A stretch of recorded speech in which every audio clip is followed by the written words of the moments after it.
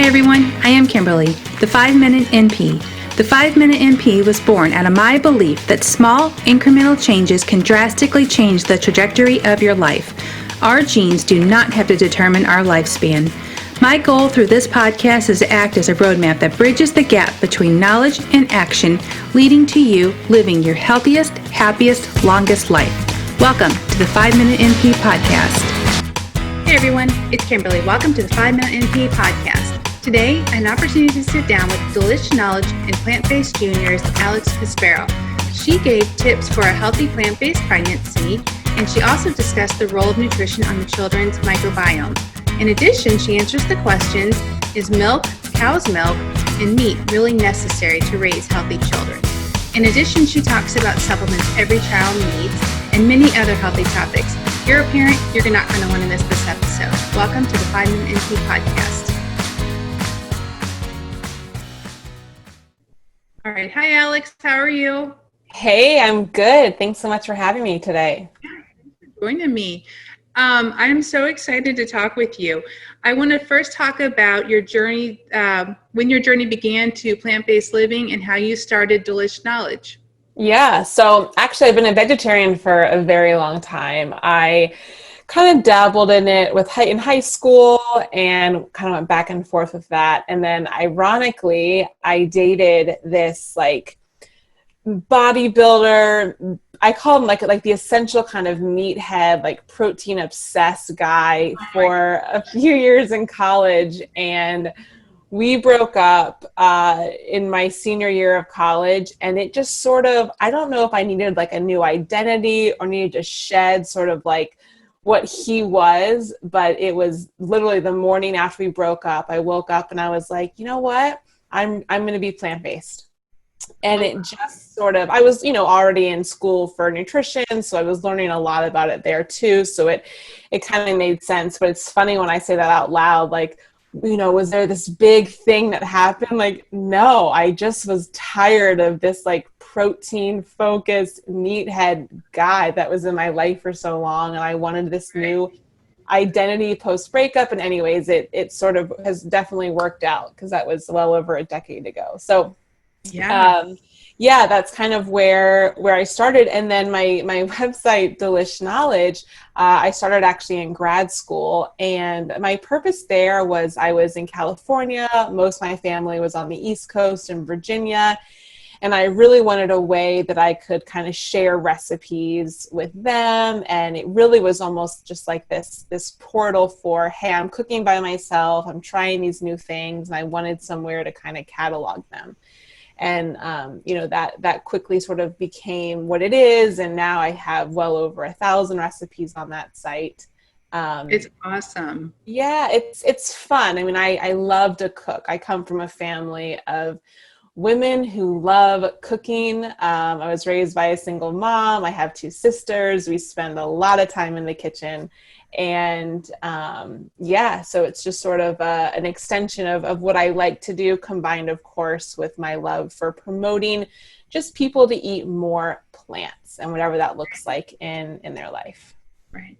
So on the website, if people go there, is it mainly just recipes or what else do you talk about? It's primarily recipes. I do obviously quite a bit of nutrition education. One of my big loves in the nutrition field is this concept called intuitive eating. So really, I was going to ask you about that. Yeah. So actually in my grad work and what I did for a while before I sort of took this kind of full time on its own is I worked with college students. So I was a Division I athletic nutrition profession. So I was working with all the sports teams, doing all their meal plans. And unfortunately, when you talk about athletes and perfectionism, you also get a lot of intersecting when it comes to disordered eating patterns and eating disorders. And so one of my passions is really helping people have a healthy relationship with food, especially those of us who tend to be more focused on healthful eating, making sure it's also done in a way that honors how we want food to be in our lives and sort of taking it into this really gentle place. which is something that I'm definitely obviously very passionate about as well. So I talk a lot about that on my website. And then I do share kind of snippets of my life as well. Yeah, that's awesome.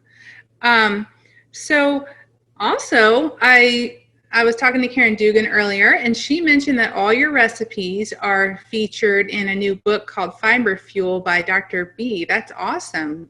Yeah. So Fiber Fueled it's this incredible book for those who have not yet picked it up yet. I definitely advocate for anyone, even if you're just kind of plant curious. Not only does it really talk about overall gut health, so especially people who suffer from gut issues and kind of want to know perhaps why that's happening and kind of ways to sort of naturally heal and restore your gut health. It also kind of has this beautiful blueprint of how to introduce more plants in your life, and really this concept of diversity of plants, because that's one of the things that a lot of research is showing, that the more diverse area of fiber that we get in our diet, the sort of better our overall gut microbes are, and therefore that's going to promote health in a variety of ways. But of course we do that in a really yummy, delicious way in the recipe section. So awesome. that was a really fun product to work on. And if you're not following Dr. B on Instagram, I highly recommend everyone listening to go do so. He is a wealth of knowledge. I can't wait to read the book. I mean, that's a huge area in health, and what I see in the urgent care with patients all the time. It's unbelievable, the problem that people have with their gut. It's sad. Well, and unfortunately, I think a lot of the traditional sort of remedy that they hear is, oh, you can't digest that, so stop eating it. Right. And that might help feel good temporarily, but you're not teaching your body, in a sense, how to digest it, and you're not creating the enzymes you need and the microbiome environment you actually do need to help digest those things, or even identifying, are there foods that perhaps don't fit well with you, but not throwing the baby out with the bathwater. And so I think sometimes people will go on sort of these more paleo or high meat diets because they are absent in fiber. Right. And they feel good short term, but long term, we're actually likely doing more damage, especially to the gut. So that book really kind of lays out all of those theories and the research behind it, and ways for people to feel comfortable and safe introducing more plants into their diet again. That's awesome. I'm going to get that book. That's great. Good. Well, let's talk about plant-based juniors, moving on to little ones, and how it began. It's adorable, and anybody that is not following you guys on Instagram and Facebook, you got to go there if you've got kids. It's amazing. Oh, thank you. Yeah, I mean, like I said in sort of the intro here, I have obviously been eating this way for a very long time and felt confident about what I was doing. But I tell you, the moment you become responsible for someone else's life, right? I mean, I think it's just this natural doubt that creeps in, right? And you start second guessing everything and questioning, am I doing this right? Is this really healthful? And that's really where the idea came from, was, okay, if I'm having these questions and I'm a dietitian, I have a master's degree, and I'm still having a hard time really figuring out what is okay and what's not okay, what things I need to be worried about, what things I don't need to be worried about, I figured, gosh, there's got to be so many other parents that are in that same boat and don't really have a trusted resource. And at the same time, one of my friends, who's also a dietitian, Whitney of Whitney ERD, and I were kind of messaging back and forth, and we just thought, we've got to get this information out there. We've got to help these parents, because I was hearing so much information, or misinformation especially, on how to raise kids plant-based or predominantly plant-based. And it was really from that idea and that need that Plant-Based Juniors was born. Well, you're right. It's a huge need. And I think part of the problem is there's so much confusion on dietary issues. I mean, the advice is so confusing for people. It's so confusing. Yeah. I mean, I think we'll cover some of that stuff today, but I mean, it's awesome. And I love how you guys, I love the dishes you use and the cute little stuff I mean, you have to spend a lot of time on this. Yeah, I mean, this really is a labor of love. So I have two children. I have a 2.5-year-old and I have a 10-week-old daughter.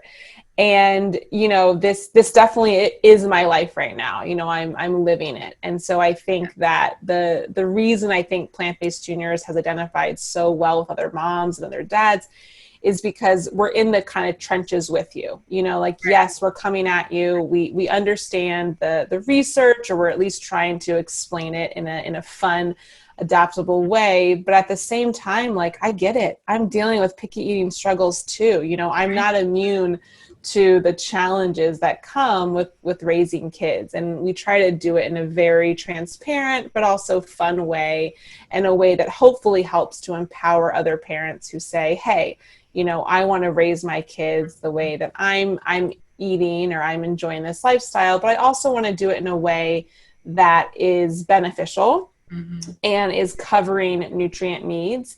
And unfortunately, I think there is a lot of misinformation out there from well-meaning people, but it doesn't always the science doesn't always get translated the way it should. And so our mission hopefully helps to kind of cut through a lot of that and help parents feel empowered to do what they're doing.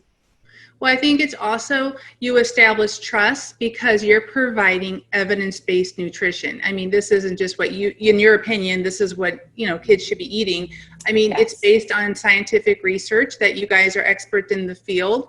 And that's why I think people trust you. I mean, you're giving them, research-backed tips and ideas and suggestions, and it's helpful. And one thing that we try really hard to do is, and it is challenging sometimes, is not to let our bias, sway things. And we try to say hey, these are things you do need to consider. And these are perhaps instances where plant-based kids would need to definitely look at things perhaps a little bit differently than their omnivore counterparts, and being really open with parents about that, and to share that we're coming from it from a very evidence-based nutrition perspective, and also trying to translate that into how we might want our kids to be raised.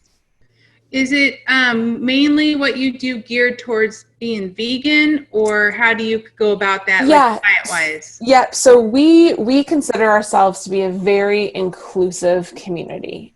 So we say we're here for everyone from the strict vegan to the flexible vegetarian to the meatless Monday warrior. We truly believe that unfortunately, the vast majority of children do not meet the recommended needs for both fruit intake, for vegetable intake, and for whole grain intake. And so our job is, we say, okay, we know that we have all of these chronic health issues that we're seeing in the adult population. And we also know that our palates are really formed in these first few years of life. And so if we can help to get more of these healthful foods into our kids' diets, that hopefully will help them through a lifelong relationship with eating healthy food, and where it's not anything, where it just kind of feels second nature. And so we say, hey parents, if you want to do this strictly vegan, great. We've got resources for you. We have information for you. If you're coming to us because you just want your kids to eat more vegetables, great. We're here for you too. So we really try to be very inclusive in our messaging, because we know that there is a huge spectrum of where people fall when it comes to plant-based eating. And we also know that it doesn't have to be all or nothing to be protective.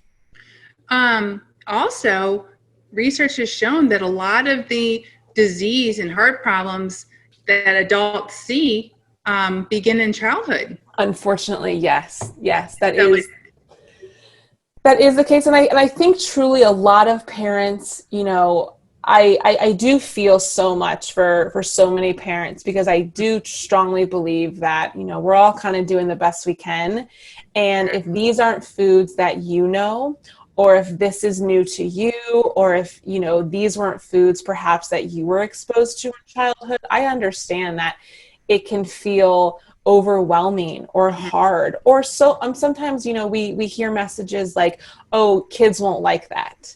And so we try to say, well, they will, especially if it becomes part of what the family does. And really, again, trying to make these messages of positivity, because I think that always lands better with parents, and also trying to help them navigate, perhaps not dealing with some of the chronic health issues that unfortunately we're seeing at younger and younger ages, that we really don't have to, because they are lifestyle related. That's true. Doing it as a family, especially like you said, the older people too, adults don't know what to eat half the time, Yeah. Well, and if you're not exposed to it, it's not always because we don't want to. It's because we're not sure how. And we hear from so many parents, when they say, I want my kids to eat like this, but I'm not sure they will. And so sometimes it's just kind of giving them the confidence to say, yeah, they might not at first, and that's okay too. But the more we expose them, the better it is. Yeah, just saying, this is what we're doing as a family. Yes. This is healthy. We're going to, change our lifestyle a little bit. Well, I kind of want to start with pregnancy, because not only do you guys, have nutrition for kids, but you started prenatally. And so I thought you had some really great tips on your website, Plant-Based Junior's website, for pregnancy. So there was 5 great tips that you offered, and also talk a little bit about the pregnancy guide that you offer on your website. Yeah, so our pregnancy guide is, essentially the guide that I wanted to have when I first found out I was pregnant with my son. It's really everything that I think that Whitney and I both feel parents or expecting parents would want to know. So we cover, of course, nutrition. We cover how to put that into practice, because why I might love talking about nutrients all day long, the average person is like, just tell me what to eat. What does that look like on the plate? So we have some cute kind of plate models that we share. We talk about exercise in pregnancy, and we also talk about a lot of lifestyle factors, because unfortunately, or fortunately, depending on the way you look at it, everything you do pregnant, you expose your child to as well. And so different things to consider, whether it's from beauty, whether it's from reducing toxins in, different environmental capacity or products you're using, and trying to do that in a way that helps to educate parents as well. And then we have a whole section on how to feed your infant, because that also sometimes can be harder than the average person thinks before they have that baby. It's not always as intuitive or as easy as it's maybe perhaps designed to be, or was at one point before we had all these other pressures going on. So no doubt. That's sort of our whole guide. It's 175 pages, and it's also got 50 recipes. I should have mentioned that as well for expecting parents. Yeah, that's great. So just a few tips just for the pregnant ones. What are tips that you suggest if they're just switching over to a plant-based diet? Yeah. So the one thing that you'll probably hear me say over and over again, because it really does affect whether you're an infant, whether you're breastfeeding, whether you're pregnant, is the importance of B12. And something that I don't know, something that I think everyone needs to understand too, is that B12, yes, is found in animal foods. It's likely also found in soil, but the way that we farm these days, that's just not a reliable source. It's also why omnivores tend to have somewhat lower levels of B12, depending on the populations that we look at. And then supplementation does not need to be this 4-letter word. I think sometimes people hear, if you have to take a supplement, it might not be natural. But the truth is that we supplement foods in a lot of different ways. And in order to be healthy, you must take a B12 supplement. And again, we might have been able to get it once upon a time from the soil, but that's just not the case anymore. And it's a really a protective thing that we must do, especially in pregnancy and lactation and in infancy. So the other thing with that is that B12, the RDA, is not quite the same for supplements. So we always want to make sure that we're taking a higher level of supplements, because it's not absorbed at the same level, right? We can only absorb a very small amount of B12 at a time.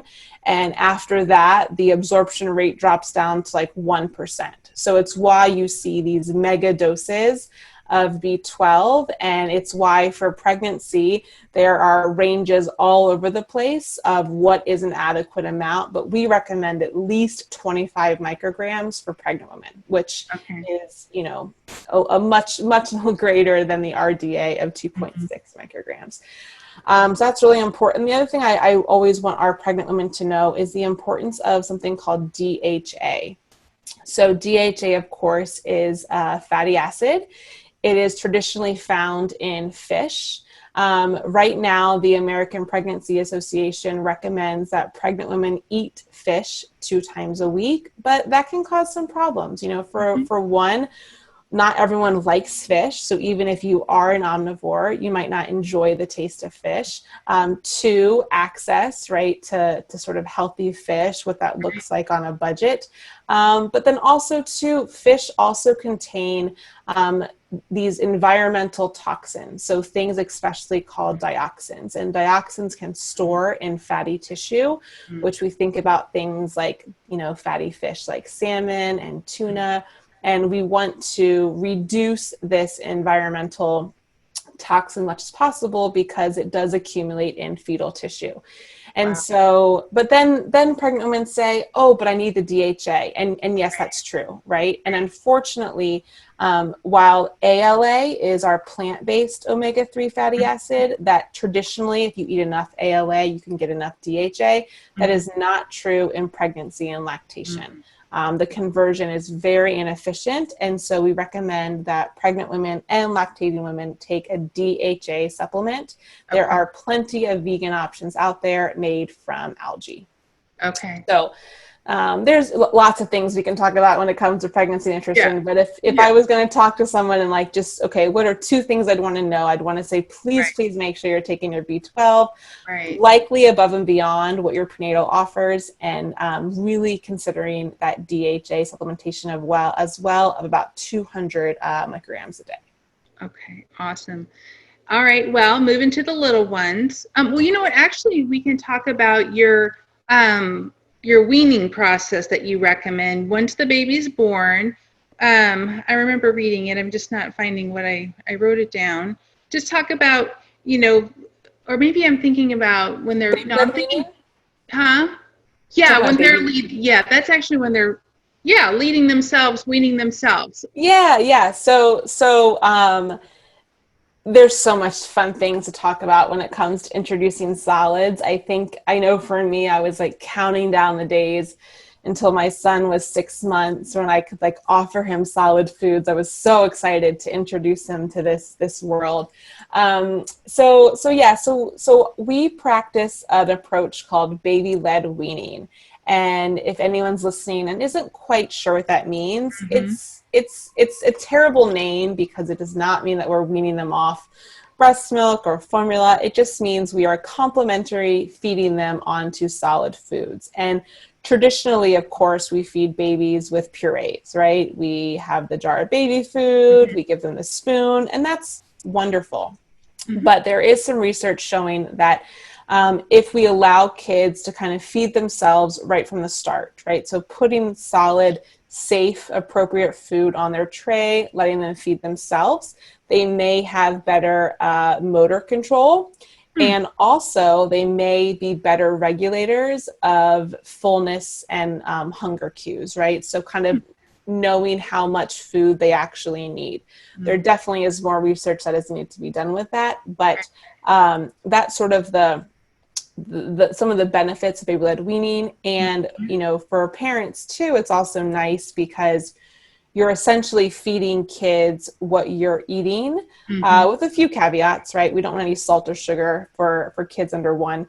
But it kind of can become a fun way to introduce kids to solid food right from the start. So you can give them roasted sweet potatoes, you can give them avocado, you can give them banana, you can give them, you know, anything they can pick up and grasp in their palm, they're able to eat. That's awesome. Also, it sets them up for healthy eating patterns as they get older. I mean, taking the cue when to know, you know, when to stop. You know. Yeah. Well, and that's what a lot of the research is sort of showing, because, you know, whether we mean to or not, it is so tempting if I have that jar of baby food to say, all right, let me finish, one more bite, or let's finish this up. I've portioned this out for you. But if we allow babies to feed themselves from the beginning, they have this way of knowing of, oh, this is all I need right now. And they really are able to sort of eat until they are satisfied. And so there's definitely some benefits for doing that. We love that approach. I did that fully with my son. Whitney did a combination approach of both purees and baby led weaning. So again, there's no black and white here. It's really, I like the term baby led as the idea of what works best for baby. Well, it's a great perspective.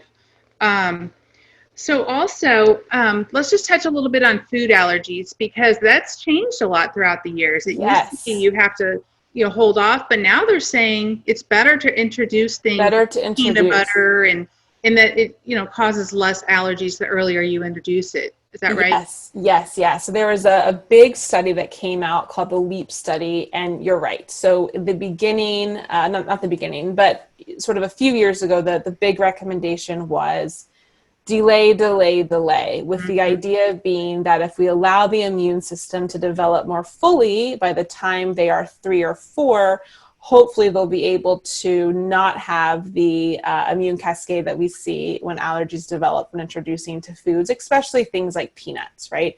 So peanuts, shellfish, the ones we consider to be sort of in the top 8, but also the most life-threatening. Well, what researchers actually saw was children who were delayed with introduction were actually becoming more likely to have these allergic reactions, and children who were introduced to peanuts much earlier didn't. Funny enough, they kind of noticed this because children in Israel were eating, I guess it's a common snack, it's like a peanut puff, kind of imagine like a Cheerio, but made out of like peanut flour.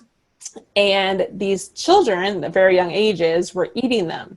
And they noticed that they had much, much lower rates of peanut allergies compared to areas where peanuts just naturally weren't really a part of the diet. And so they weren't getting them until later in life. So anyways, that's a long way of saying that we now know early introduction is better, especially if food allergies run in the family, or if they may be, if they may have a higher prevalence of allergies. So children who have severe eczema tend to be at a higher category risk when it comes to developing food allergies. And we really want to do not only early introduction, about 4 to 6 months, but more often. So giving them peanut-based foods a few times a week.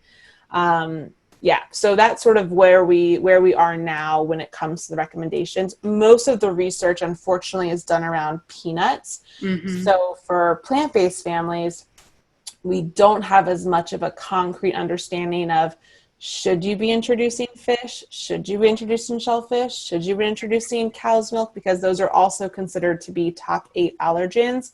Right. And it does get a little tricky, and a lot of gray area, and a lot of kind of what works best for you and your family, and what kind of health history you're dealing with. But for children with peanuts, we definitely say early, often introduction is the best. And so, and honey, not until after a year. But do you ever recommend honey? Because with vegan, you don't do honey. Right? Yeah. So we don't recommend any added sugar if possible. We know it's hard for any children under 2. Definitely not under 1. And that's because honey contains spores that can have botulism. So we want to reduce that as much as possible. And that also includes honey that is in anything. So even if you think, oh, don't worry, I never buy honey. Well, honey can also show up in breads, in packaged goods. So just sort of being aware of that. Most items marketed to children do not have honey in them because of that. But it's always a good idea to check the label.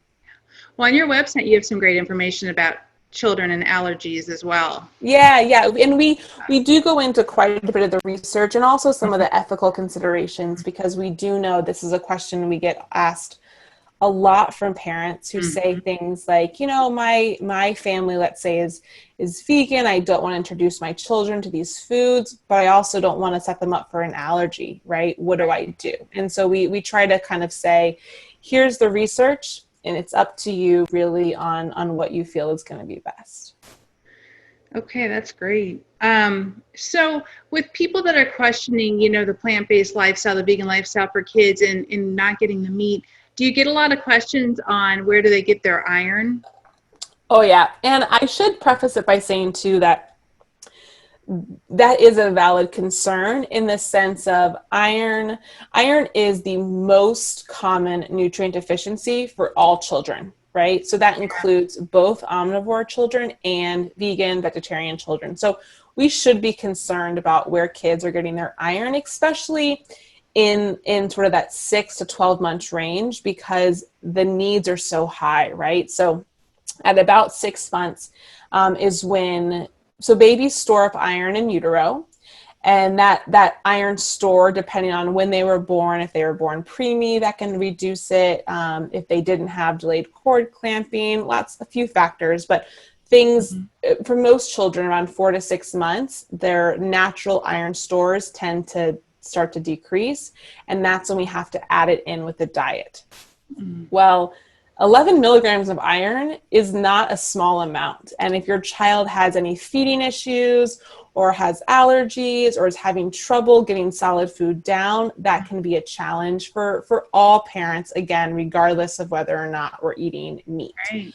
I'll also say that, a jar of beef baby food only contains 0.8 milligrams of iron. Wow. So you'd have to, have 11 jars of that. No baby's eating that. So it's a concern for everybody. The one thing that we talk about a lot is really making sure that all parents are combining a source of vitamin C with their iron. And that's because vitamin C can increase absorption by about 4 to 6 times, which is a lot, right? We really, and that's because it just keeps that non-heme iron in a form that's easily able to be absorbed. So, whether you're offering beans, can you offer in some lemon juice maybe in the bean patty and make that for your children? If you're doing black beans, can you cut up some tomatoes or some strawberries and have them eat that as well? So really trying to pair iron and vitamin C. The other thing I'll just kind of briefly mention is that iron fortified cereal tends to get a really bad in sort of the baby community. There's a lot of talk around the fact that it's processed or that we shouldn't be giving this to children. But our stance is that we really like an oat-based iron fortified cereal. One, it's easier to get that iron needs in, again, especially if children have very small appetites or having trouble meeting their needs. And 2, we prefer anything that is oat-based over something, let's say, that's rice-based, and that's just because of the arsenic concern in infancy. So we are pro oat iron fortified cereal, and we do not think it should have sort of this negativity around it that for whatever reason it does. That's great information. Iron deficiency anemia is the number one cause of anemia in North America. So yes, well, and especially when we talk about reasons is because of milk intake, because calcium and iron both compete for absorption. So if we have a toddler who's drinking 3-4 cups of milk a day, that can really displace other nutrients, but especially iron. And so a lot of times when we see omnivore children, one of the biggest recommendations that we'll say is, well, how much milk are they drinking? If it's 3-4 cups a day, we really want to cut that number down. Or we want to offer a fortified plant milk or even a cow's milk, if that's what someone's offering, away from iron-rich foods, because again, they do both compete for absorption and they're both important nutrients. That's great information, honestly. That's awesome, because I don't think people realize that. I mean, we have kids, we see them drink milk all day long. Yes. Well, and unfortunately, those messages are just pushed into parents so often, get the milk, get the milk, get the milk. And yes, calcium is important, but there's other things we're concerned about, and just drinking milk all day definitely displaces other nutrients, but especially iron. Well, my very next question was about, do children really need cow's milk? And Yeah. if not, where do they get their calcium? So children need calcium. They absolutely need calcium. They do Right. not need cow's milk. And I think, and I get it, I think that for so much of us, when we say, where do you get calcium from? The first answer is cow's milk. And the second answer is, I don't know what else. That's what we've been told for so long. So when you ask parents to take away the cow's milk, suddenly it's, well, how are they going to get their calcium? Right. And so we try to educate around, where are other sources of calcium found? Calcium, of course, is found in so many natural foods, plant-based foods. Tofu, any kind of soy is going to be a good source. Sesame seeds, different kinds of nut butters, things that, different kinds of greens, kale, for example. But the other place is a fortified milk, so fortified plant milk. And so for a lot of parents, it's a really easy way to kind of do a one-on-one exchange by saying, okay, let's try perhaps a fortified pea milk or a fortified soy milk instead of cow's milk. And the reason for that is because 1-year-olds need about 700 milligrams of calcium per day, which can absolutely be done just by eating whole foods. But I'll tell you, it's hard because 1-year-olds have small stomachs, they have small appetites, and they have small preferences. Most 1-year-olds I know aren't going to eat 3 cups of broccoli a day. Right. Things that adults would, right? Where it wouldn't be maybe as hard for us to meet those needs just on plant foods. Yeah.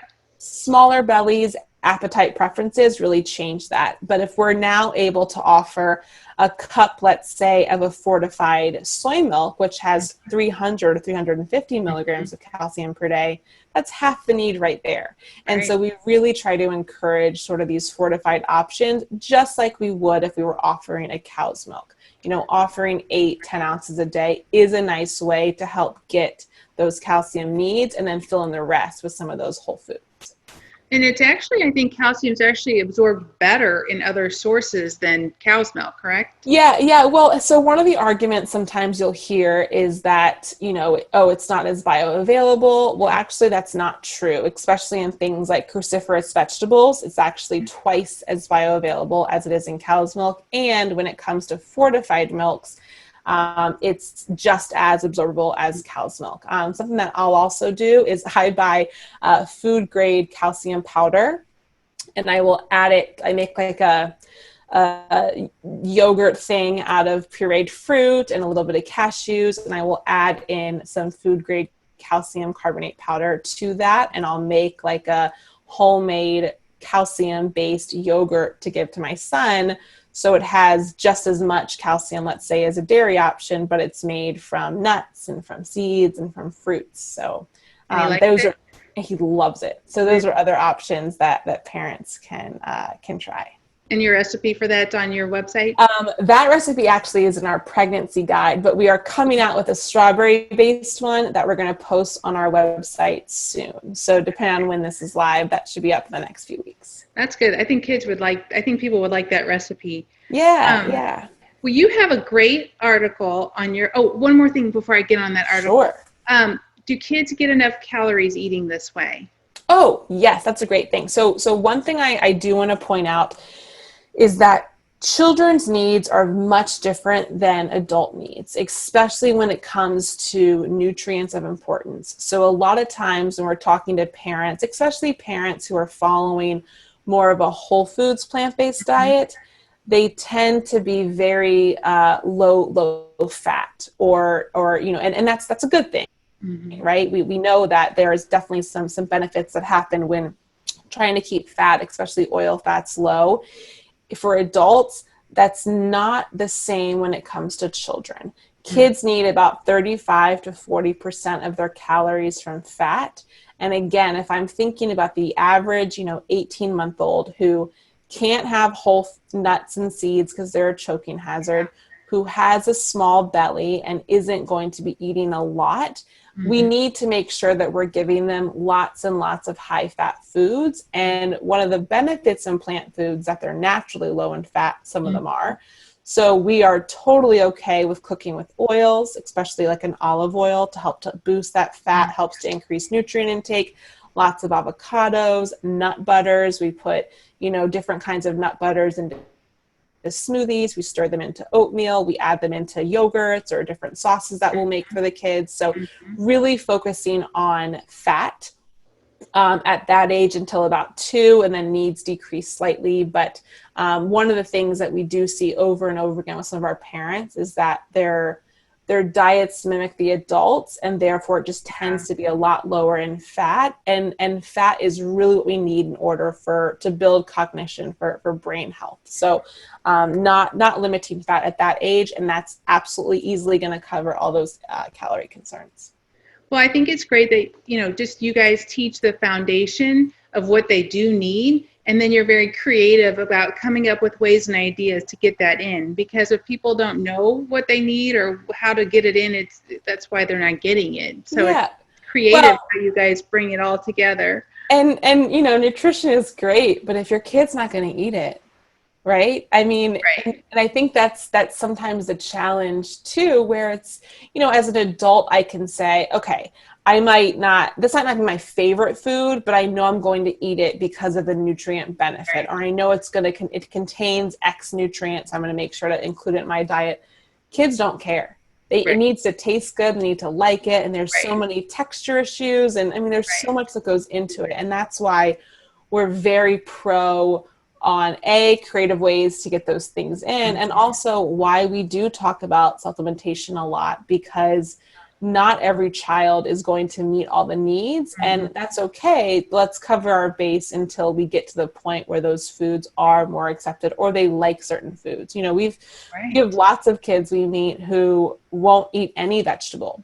Yeah, I've heard that. Well, there's a lot of nutrients we need, especially on a plant-based diet, that we need to get from those foods. So how do we get those in a creative way? And that's, a big part of our mission. Right. When you're feeding the little ones broccoli and cauliflower, actually, like the cruciferous vegetables, do you give them to them raw or cooked? We mostly give them to them cooked. Okay. Yeah. We definitely like to include raw vegetables where safe and we're able, because as we know, raw vegetables taste much different than cooked vegetables. Right. But for, a lot of kids who are practicing eating, or perhaps, for different choking hazards, lightly cooked tends to be a lot better and a lot more palatable to be introduced to. Okay. So now to your article on the microbiome, which is a huge topic. Yes. That was a great article. And I would like to know, just for people that may not even know what the microbiome is and how it affects children. Yeah. So the microbiome is just sort of a fancy way of saying we have microorganisms that live in our digestive tract. The number really varies because we all have different experiences of what we come in contact to, but there are thousands of different microbes in our digestive tract. And what people might be interested to learn is that a large percentage of our immune system is actually based on our gut health, right? So 70-80% of our immune system is all housed in our gut, in a sense. So whether or not our gut is healthy has a huge impact on so much of our health. And it's one of the reasons why we talk so much about the impact of not only probiotics, but also the importance of plant foods, because only plants contain fiber. And fiber is the food, is the fertilizer for all of those yummy gut microbes that we have in our body. And we want to feed them. We want to make the good ones, to keep them there and to keep them fed and to keep them happy, so they keep us healthy. Yeah. And in your article, you even talk about the differences in the microbiome between someone that's had a C-section versus a natural vaginal delivery. Yeah. So that's really interesting. And of course, I think that the vast majority of C-sections likely aren't planned or are there because of other issues. So we do know that there is research that shows that children who are born via C-section do have lower levels of certain bacteria that are linked to immunity. But one way that parents can help to get all those natural bacteria they would be exposed to if they pass through the birth canal is to swab the vagina and then rub it on baby. So they're essentially kind of having that same introduction to microbes as they would if they were being birthed through the birth canal, where they do get introduced to all of those microbes, but you're not going to in a more sterile C-section environment. And of course, discuss that with your practitioner, but that is what we recommend to do. Because I mean, their microbes are not bad. We want them, and we want our babies to be exposed to them right from birth. That's one of the reasons why we kind of birth the way we do. What about infant feeding? How is the difference in the way the infant is fed with the microbiome? How does it affect it? Yeah, it's really interesting. So children who are formula fed do have a different microbiome than those who are breastfed, even delaying breastfeeding, whether that's because baby, something happened during birth, they need to be separated from their mother. I mean, again, so many things that are not in control. I just want to make sure that when I talk about these things, I know that we can maybe want to do quote unquote everything to expose our baby this way, and things outside of our control happen. And so there's never any fear or guilt in this. It's just sort of the understanding of there is a difference, and what are some things perhaps we can do if that is you to help prevent that. So babies who are breastfed do have a much different microbiome, but we also see that the microbiome changes once babies are then again exposed to solid foods. So it's just interesting to sort of show how the microbiome will change from birth, depending on how you came into this world, and then also how you were fed, and then what happens when your body is exposed to solid foods. So really, really interesting. It is so interesting. Also, many parents I see in the clinic, they want an antibiotic for everything their kid's going through it. I'm very much against prescribing antibiotics when they're not necessary. So maybe you could touch on that and how it affects the microbiome, and why we shouldn't push for antibiotics if it's just a cold or a routine virus. Yeah, that's wonderful. I think that, I think the more education we can do around what antibiotics do and what they benefit and what they don't work on is really helpful, because I think that still there is this misunderstanding that when you're sick, you go and get an antibiotic, and antibiotics work if the infection is bacterial.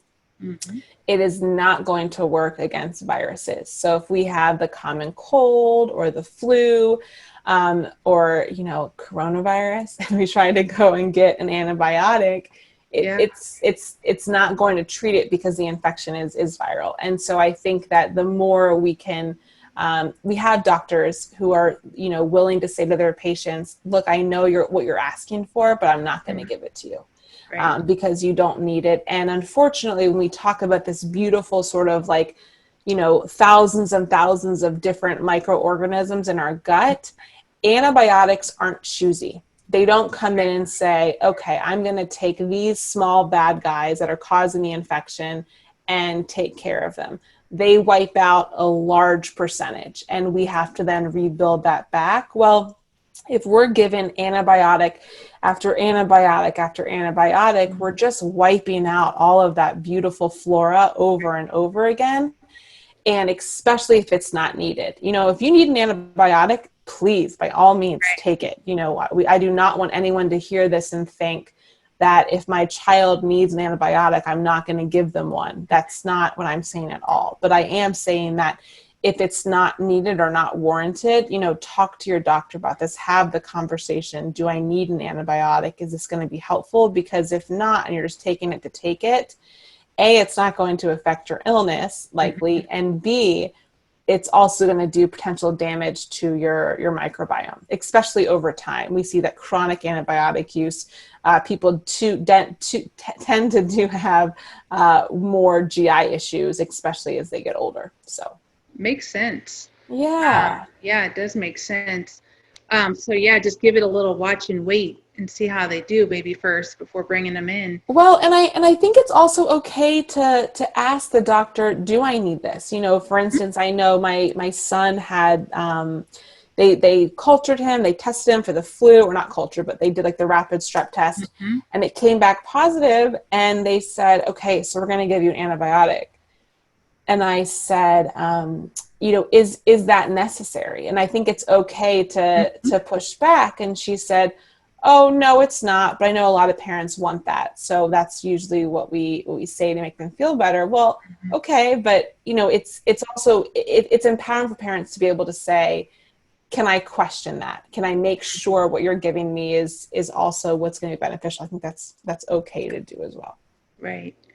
Now, do you recommend probiotic supplements for the kids? Yeah, I take that on more of a case-by-case basis. I do not think that every child needs to be on a probiotic. I think it is much more important to focus on the prebiotics. So again, prebiotics are fibers. That's sort of a nice way to think about all the different fibers that are contained in foods and in plant foods, especially things like berries and cruciferous vegetables and whole grains and nuts and seeds.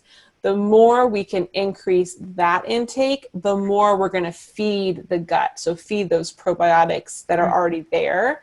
If your child has GI issues or something going on, there might be some benefit for certain strands, but that's really kind of an individual case-by-case consideration, something that I also recommend discussing with their doctor. Well, I saw on your website you have several recipes for a healthy gut, so that's another. Yeah. So we've got some great recipes on there, and I think that kind of looping back to what we were talking about when we were talking about fiber fueled, I think that there might not be as well information as there should be on eating plants does such a benefit to your gut health. Yeah. And especially when it comes to just overall health, but especially immunity. I mean, there is such a benefit in a diversity of plants. So, I kind of take it from that food first perspective of let's start there. And then if we need to consider additional probiotics, great. We can talk about that down the road.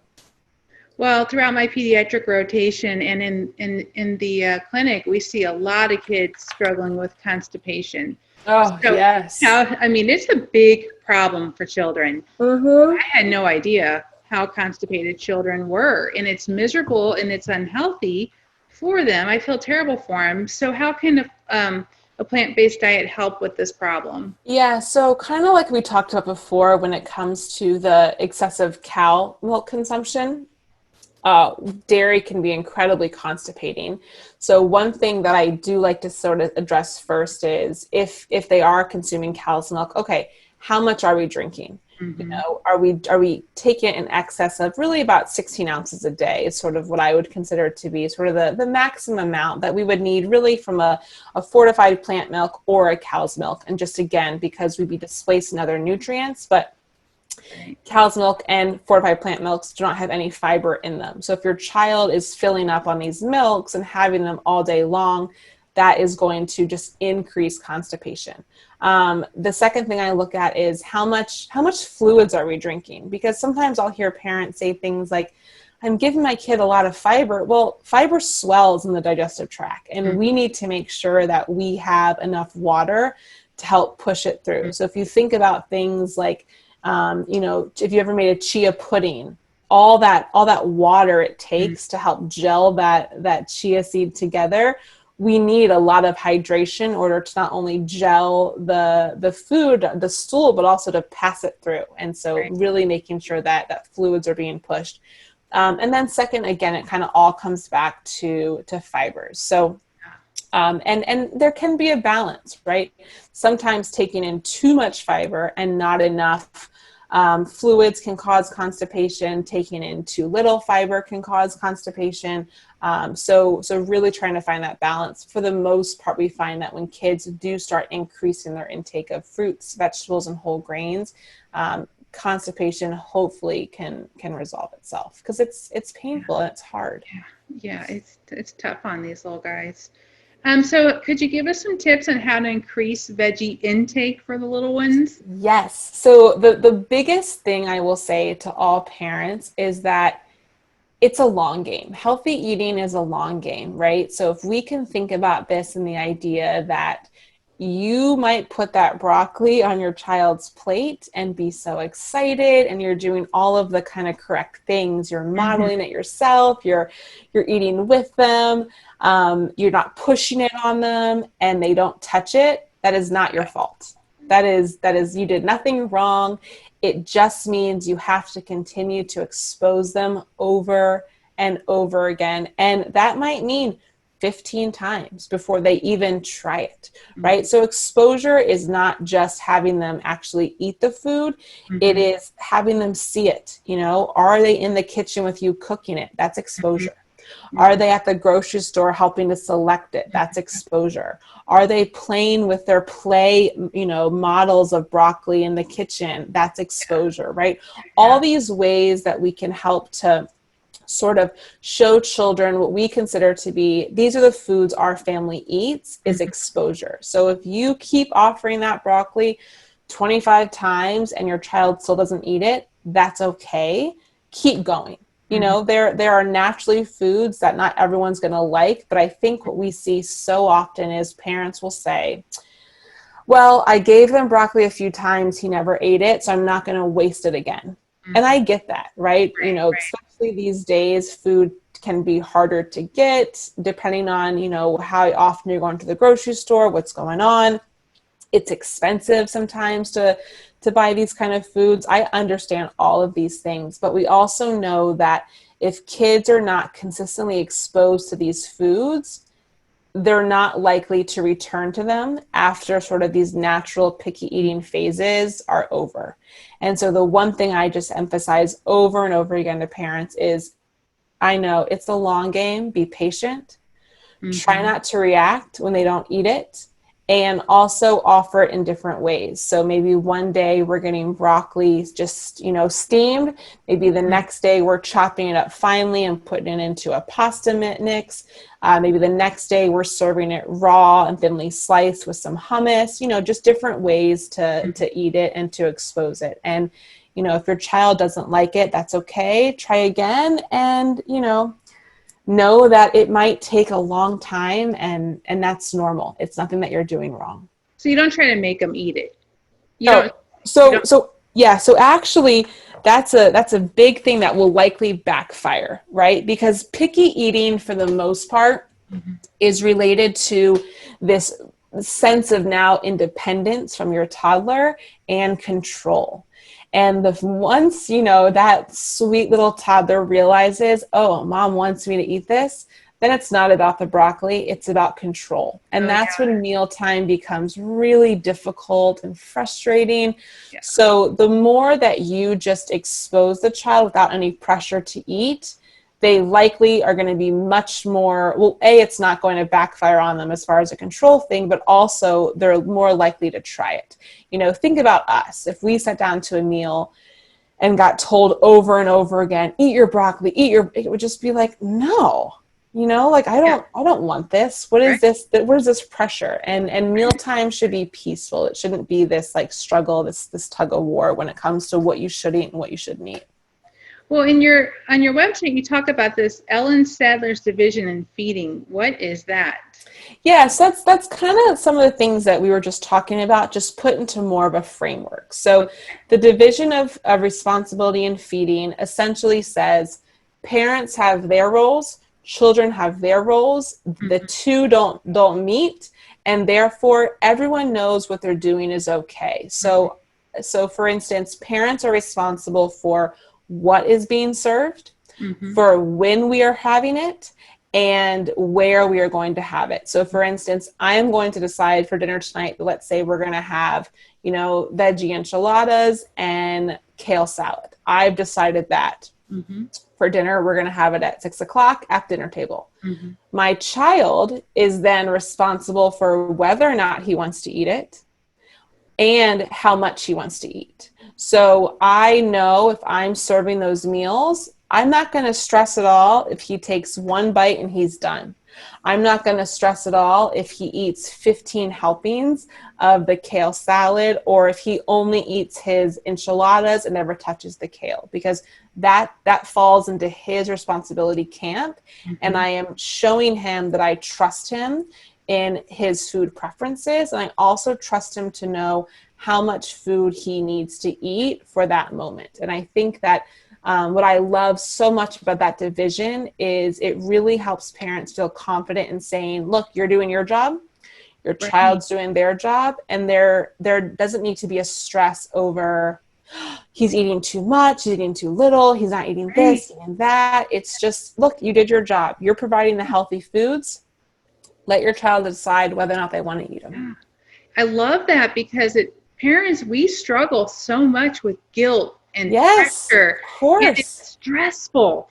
It's like, oh my gosh, that is great advice. And that's why I just kind of briefly looked over it, and I wanted to share that because I really think that's helpful for parents to look, this is what I'm in control of. And, and it also, it helps the child have some independence. And again, it's forming good habits of knowing when you're full. Yes. I mean, that's a huge. Well, and it gives them that autonomy to also be like, look, I trust you to feed yourself in a sense, like I trust that, my sort of caveat with this is I always tell parents, offer one food that your child's going to like. Right. So this system doesn't work quite well if all of a sudden all the foods are new and your child doesn't want to eat anything, because you're not going to, you're not going to feel good about that. They're not going to feel good. But if all my son wants to eat one day for dinner is strawberries, okay. Yeah. I mean, if that's what's on the menu and I've decided that's going to be offered, then, it's okay. So also another great article you wrote about, and I would just want to briefly touch on, and parents can go to your website for it, is during these uncertain times, you talked about the importance of having structured meal times. Yes. Yeah. So one thing I just want to say is I get it. I'm home with my husband and my kids, and it feels like sometimes we're just all eating 24/7, schedules are off. It's crazy. But I like the idea of structured mealtime. One, it prevents grazing. So one thing that we do want to do is not allow constant snacking, constant grazing, because you're likely going to see that your overall meal times are going to suffer, right? If my child is allowed to snack all day long, by the time we sit down for dinner, it's not going to be a pleasant experience because they're not hungry, they're not ready for it. So providing structured snacks and meals actually really helps with intake.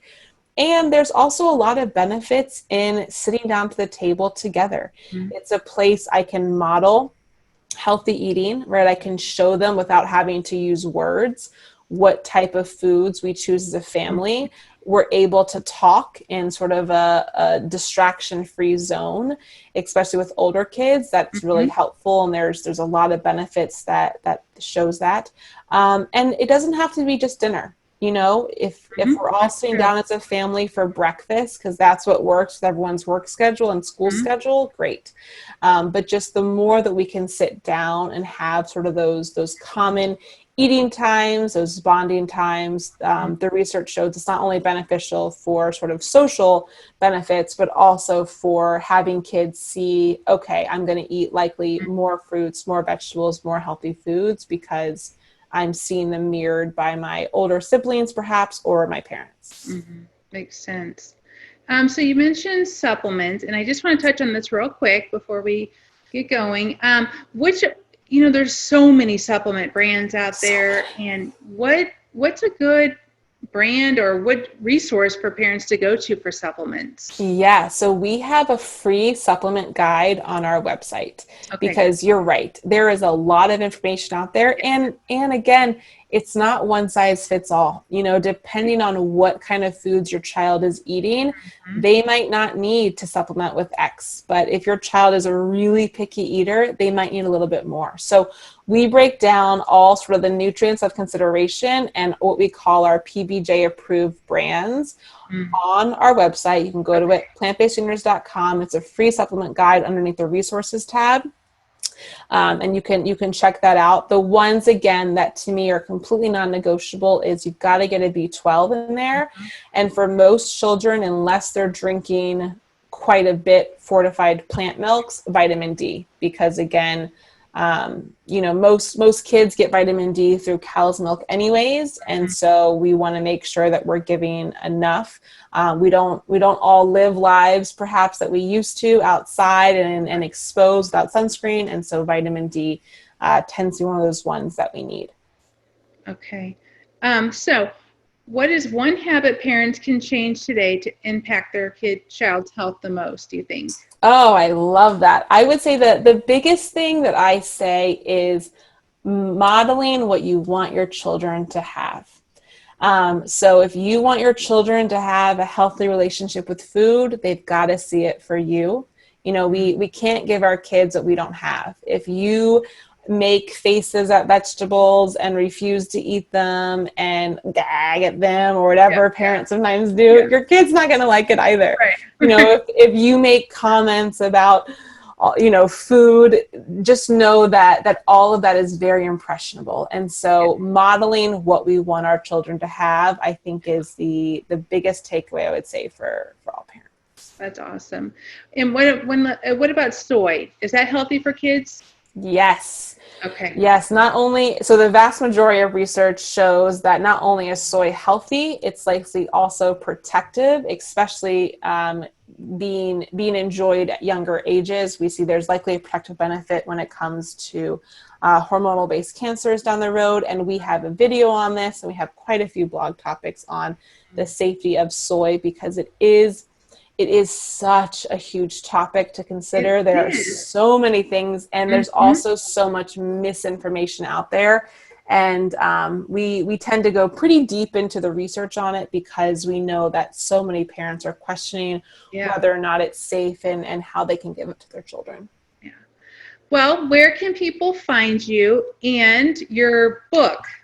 First Bites looks adorable. Thank you. And so definitely, where can they find you and check out the book? Yeah, so First Bites, like you mentioned, if anyone was interested in sort of that concept we talked about with baby-led weaning, that really is sort of the guide to how do you introduce solid foods to your 6-month-old. That's what First Bites is. We have our pregnancy guide that is also available. Both of those can be found on our website. We have so many free handouts and resources on our website as well, parents can go to. And then our upcoming book, The Plant-Based Baby and Toddler, is being published next May. So wow, that's awesome. That'll also be out for anyone. Yes. Great. Well, I posted on my Facebook page your little plant-based juniors plate today. Good. So adorable. Yeah, the PB3 plate. And that's also a free handout for parents too. We didn't touch on the PB3 plate, but they can go to our website too to download that. Yeah, I love it. I shared it with them and talked about, they need to go to your website. So thank you so much for meeting with me. I had a great time, and I look forward to talking to you again sometime. Awesome. Yeah, this was wonderful. Thank you so much. All right, take care. Thanks.